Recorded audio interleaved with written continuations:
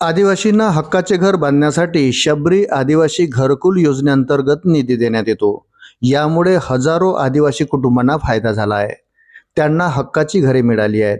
परंतु आता या योजनेबाबत नवीन माहिती समोर आली आहे। खुद्द आदिवासी विकास मंत्री अशोक उईके यांनीच याबाबत माहिती दिली आहे। देशातील प्रत्येक कुटुंबाला स्वतःचे पक्के घर देण्याचा प्रयत्न केंद्र व राज्य शासनाचा आहे। अनुसूचित जातीकरिता रमाई घरकुल व आदिवासी वर्गाकरता शबरी आदिवासी घरकुल योजना सुरू करण्यात आली। योजनेअंतर्गत 2.5 लाखापर्यंतचा निधी पात्र लाभार्थ्यांना दिला जातो। शासनाकडून दरवर्षी घर बांधणीकरता उद्दिष्ट निश्चित करून लाभार्थ्यांची निवड करण्यात येते। परंतु आता शबरी आदिवासी घरकुलासाठी स्वतंत्र उद्दिष्टच निश्चित करण्यात येणार नाही, अशी माहिती खुद्द आदिवासी विकास मंत्री उईके यांनी दिली।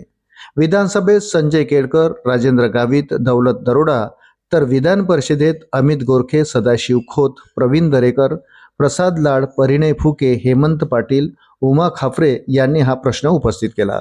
त्यावर उत्तर देताना उईके यांनी सांगितले की ग्रामविकास विभागाच्या 4 एप्रिल 2025च्या शासन निर्णयान्वये वर्ष 2024-25 ते वर्ष 2028-29 या कालावधीसाठी सामाजिक न्याय व विशेष सहाय्य विभाग, आदिवासी विकास विभाग व इतर मागास बहुजन कल्याण विभाग यांच्याकडून विविध प्रवर्गासाठी राबवण्यात येणाऱ्या राज्य पुरस्कृत घरकुल योजनांचे उद्दिष्ट प्रधानमंत्री आवास योजना टप्पा 2 अंतर्गत देण्यात येणार आहे।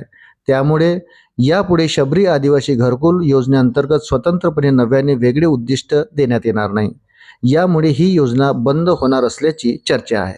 अशाच नवनवीन अपडेट्ससाठी व्हिडिओला लाईक आणि चॅनलला सबस्क्राईब जरूर करा। धन्यवाद।